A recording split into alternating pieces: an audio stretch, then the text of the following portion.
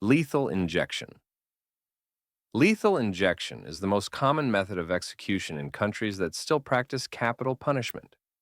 It typically involves administering a sequence of drugs, an anesthetic to sedate the prisoner, a paralytic agent to stop breathing, and a drug to stop the heart.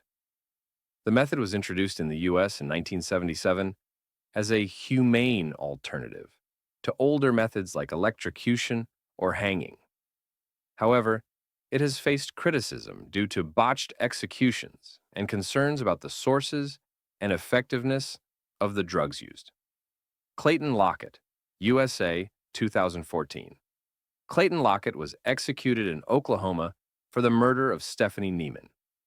During the procedure, the first drug failed to properly sedate him, leaving him conscious and in visible distress.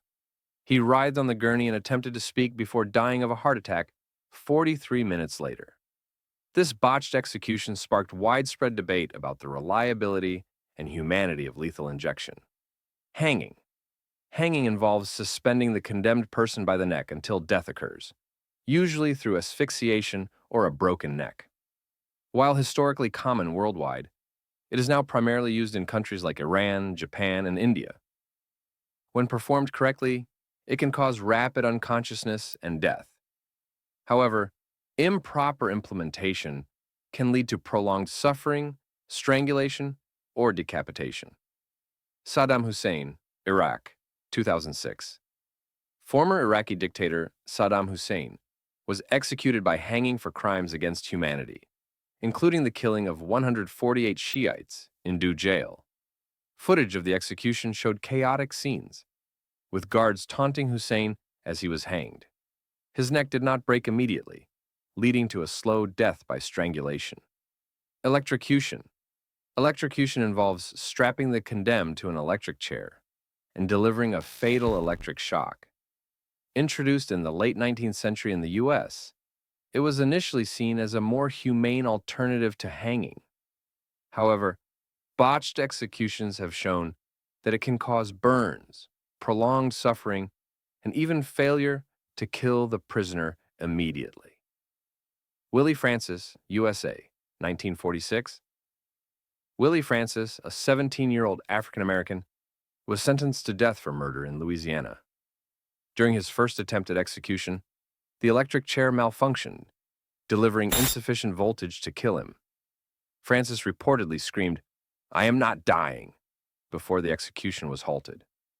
He was later executed successfully after the U.S. Supreme Court ruled that a second attempt did not constitute double jeopardy. Firing squad. A firing squad consists of a group of executioners who shoot the condemned, usually targeting the heart. This method is relatively quick and considered more reliable than others. It is still used in some countries, such as Indonesia and Utah in the U.S., though it is less common today. Ronnie Lee Gardner, USA, 2010. Ronnie Lee Gardner was executed by firing squad in Utah for the murder of attorney Michael Burdell during a courthouse escape attempt. Gardner was strapped to a chair, and a target was placed over his heart. 5 marksmen fired simultaneously, killing him instantly. This was one of the last known executions by firing squad in the USA. Gas chamber. Gas chamber involves placing the condemned in a sealed chamber and exposing them to toxic gases, such as hydrogen cyanide. It was introduced in the U.S. in the early 20th century as a supposedly humane method, but has been criticized for causing prolonged suffering if the gas is improperly administered. Carol Chessman, USA, 1960. Carol Chessman, known as the Red Light Bandit, was executed in California's gas chamber for a series of robberies and sexual assaults. Witnesses reported that he struggled for several minutes in the chamber before succumbing to the effects of cyanide gas. His case became a symbol of anti-death penalty activism. Beheading. Beheading involves decapitating the condemned, often with a sword or guillotine. It was historically used in Europe and Asia, and remains a method of execution in Saudi Arabia. Proponents argue it is swift and efficient, but critics see it as barbaric and degrading. Nimr al-Nimr, Saudi Arabia, 2016. Sheikh Nimr al-Nimr, a prominent Shiite cleric, was executed by beheading for alleged acts of terrorism and inciting violence. His execution sparked international outrage and protests across the Middle East. Stoning. Stoning involves bearing the condemned up to their waist or chest and pelting them with stones until they die. It is most commonly associated with certain interpretations of Islamic law and is used in countries like Iran and Somalia. The method is widely condemned as cruel and inhumane. Sakineh Mohammadi Ashtiani, Iran, 2010. Sakineh Mohammadi Ashtiani, an Iranian woman, was sentenced to death by stoning for adultery. After international pressure, her sentence was commuted, but she remained imprisoned. Her case drew global attention to the brutal nature of stoning and Iran's harsh penal code. Crucifixion. Crucifixion involves nailing or tying the condemned to a cross or similar structure and leaving them to die from exposure, suffocation, or blood loss. Historically used by the Romans, it is now rare but occasionally reported in Saudi Arabia, where bodies are displayed publicly after execution. Mass executions in Saudi Arabia, 2019. In 2019, Saudi Arabia executed 37 men accused of terrorism-related offenses. Some were crucified after being beheaded, with their bodies displayed as a warning to others. This practice has been condemned by human rights organizations.